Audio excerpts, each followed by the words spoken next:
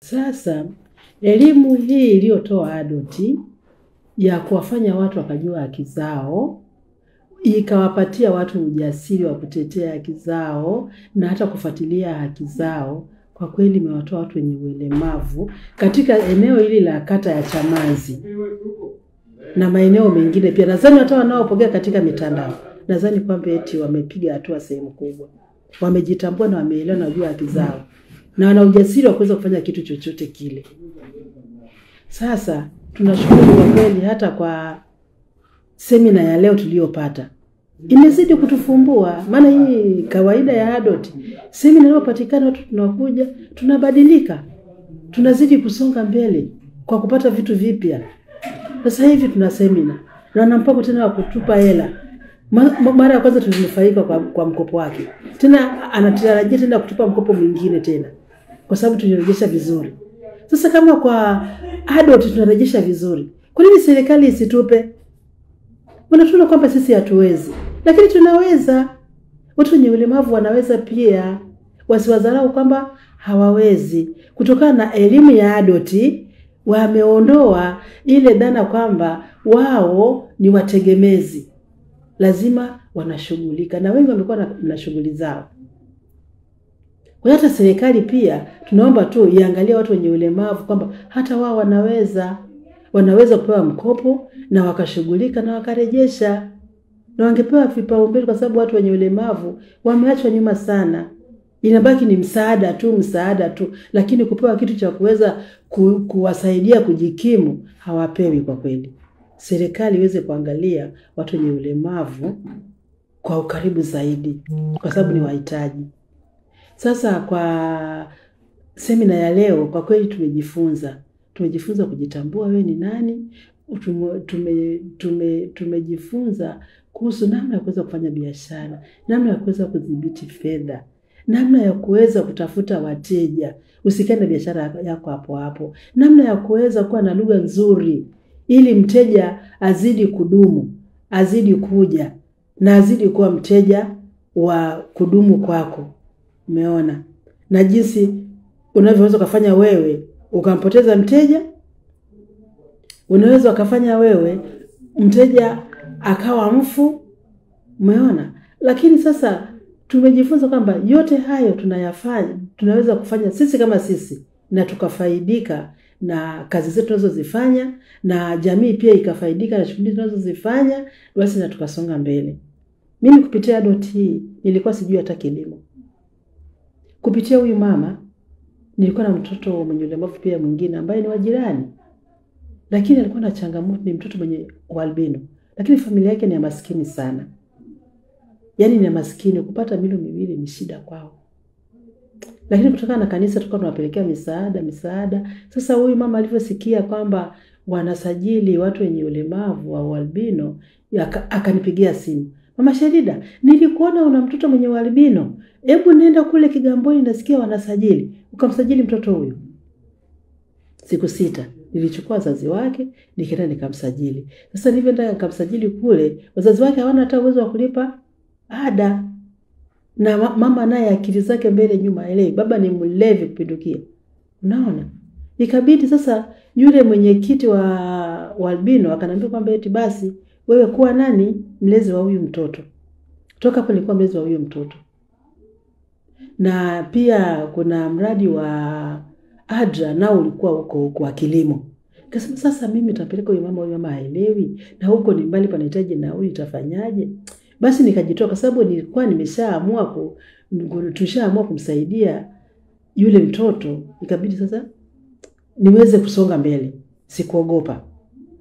Basi mtoto yule nikaenda nikajiunga, nikamuingiza kwenye chama cha albino, anapata mafuta, kofia na vitu vingine ambavyo anaweza kuhitaji.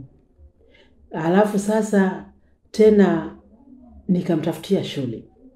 Kupitia huyo mwenyekiti nikamuomba, naomba kama kuna shule ya watoto hawa, mtoto huyu ni mtoto, angalie alivyoharibika uso, mionzi ya jua inamchoma, hatulii. Naomba kama kuna shule ya watoto wenye albino, naomba nisaidie mtoto huyu aende. Kwa kweli baba hakukataa, alikubali na akanitafutia shule. Sasa hivi yuko Tanga Pongwe, shule ya watoto wenye ualbino, yuko darasa la 2 na anafanya vizuri. Changamoto inakuwa kwenye nauli ya kumpeleka mtoto kumrudisha. Au tukompeleke Tanga, nauli yako, nauli yake, chakula njiani, wewe ufike ulale. Tena kufuata hivi hivi nikaribia 100,000 na. Ujue sina kazi.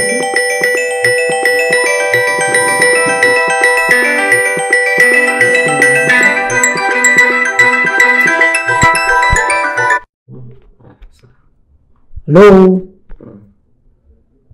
Endelea. Kwenda na kurudi. Kwenda na kurudi ni 100,000 na. Lakini sasa huwezi kushika, tayari ulishachukua jukumu la kumlea mtoto huyo. Familia yako naijua. Ilibidi niende mpaka kwa familia yake. Nikamwambia jamani tusaidiane. Mimi sina uwezo na mtoto mwenye changamoto. Sitaweza. Lakini hakuna ukoo wake ulikaa, lakini hakuna aliyeshughulika na huyo mtoto. Tunasema eti wewe ndio mfadhili. Mimi mfadhili tena jamani? Sina uwezo wa kufadhili mimi. Tusaidiane.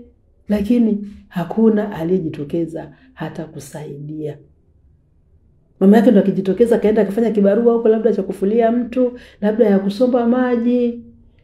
Basi ndo apate 5,000, alete mama Msabato, hii hapa nipata hela mtumie Nuru, apate matumizi. Naongezea na ya kwangu tutamtumia shilingi 10,000 kwa ajili ya matumizi yake shule. Yaani kila kitu tumebaki tunayo. Sasa yani vyote hivyo vinabaki hivyo. Sasa kwa sababu kule niliko msajili kule kuna shirika la ADRA ambalo liko kwa ajili na ambalo linifadhili maalbino wa eneo la Kigamboni. Sasa wamepeleka kilimo cha mboga. Sasa huko ndo nimeenda kwa sababu yake, yani mimi ni mlezi wake. Kwa hiyo kwa sababu yake mimi nimeenda pale kwa pia. Kwa hiyo najifunza. Kule nimejifunza kulima. Nilikuwa sijui kulima mimi bustani. Lakini nimejifunza kilimo, nimeelewa na nimefanya vizuri kwa sababu nilitia nia. Na kweli nikitengeneza mboga zangu na zikikubali nauza, anapata mahitaji huyu mtoto. Na tuza pia tena kwa ajili ya nauli yake. Umeona? Kwa hiyo imenisaidia kiasi kikubwa. Na yote tumefanikiwa hayo kutokana na Adoti. Huyu mama Rosemary huyu. Hawezi kuona fursa asiwaambie watu wenye ulemavu. Ana moyo mzuri sana, tujui moyo namna gani. Umeona? Sasa kwa njia hiyo mimi naomba tu serikali kama inatusikia itafute Adoti ilipo.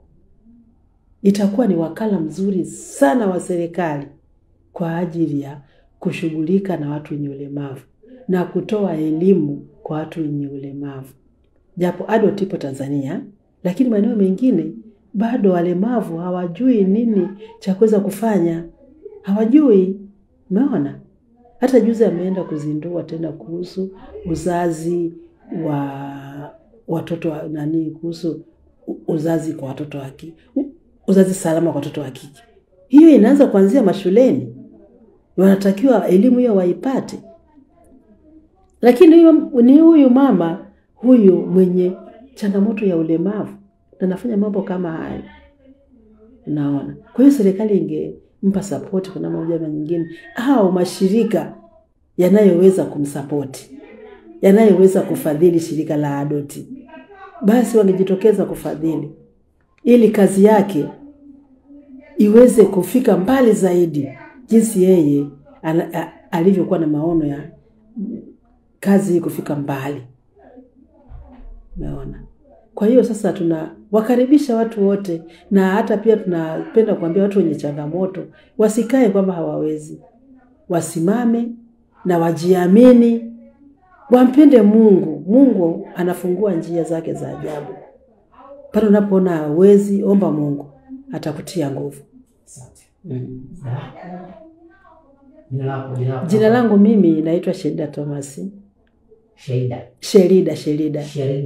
Sherida Thomas. Sawa. Sherida. Shedabwelo. Lida. Double L. So Sherida. Sherida. Sherida. Double L.